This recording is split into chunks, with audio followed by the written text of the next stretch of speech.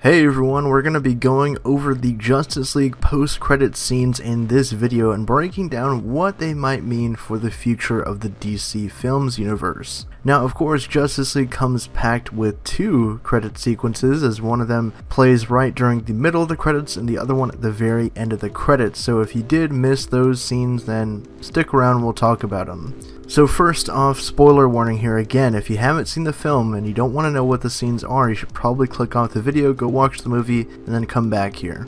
Alright, so without further ado, let's jump into the mid-credit sequence. This one's a juicy one. So this sequence features Lex Luthor being broken out of Arkham Asylum, where we saw him in Batman v Superman. And the person that breaks him out is none other than Deathstroke the Terminator. So this is our first look on screen at Joe Manganiello as Deathstroke the Terminator, Slade Wilson. I thought it looked really cool. I really enjoyed the costume and everything. Definitely miles ahead of the TV version, and he actually looks really cool under the costume as well. So essentially the sequence is Deathstroke breaking Lex out of Arkham Asylum, and then he appears on Lex's boat, which is leaving Gotham Harbor presumably. Now the interesting thing is when Lex talks to him and says that Superman is back, he's, reveling in the return of the Justice League in the age of superheroes, and now that they're forming their own league, he thinks the villains need to form a league of their own, very much directly hinting at the Injustice League. Now if you guys don't know, the Justice League has been featured in plenty of DC comics and animated series and films,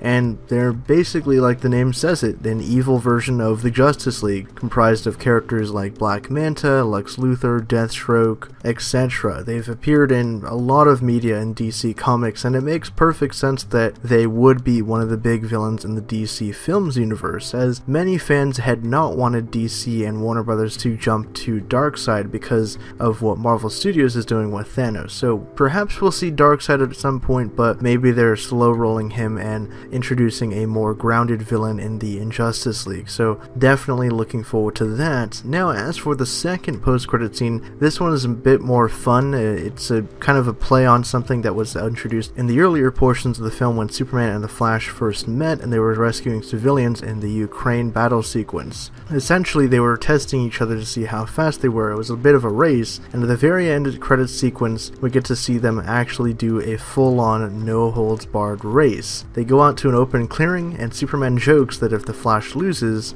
he'll be kicked off the team, but if Superman loses, he'll buy the whole team brunch. So this is just a playful sequence, but again a homage to a classic and iconic scene from the comic book, Superman races the Flash. So drop your thoughts down in the comments below. What do you guys think of the post-credit sequences for Justice League, and do they get you hyped up for the future of the DC Films universe? Like I said, the mid-credit scene is something pretty big because it's a first official teaser of the whole Injustice League in the DC universe, and we also get to see what Lex has been up to ever since Batman vs Superman. And what you guys think of Justice League as a whole, for those of you that did watch the film, drop all that down below, and for more updates on the future of the DC Films universe, be sure to subscribe to Hybrid Network. Thanks again for checking this video out. If you want to get even more updates from us, check out our social media platforms, our website for the latest news and editorials, and if you want to see our content get better, donate to us on Patreon and you can get exclusive rewards.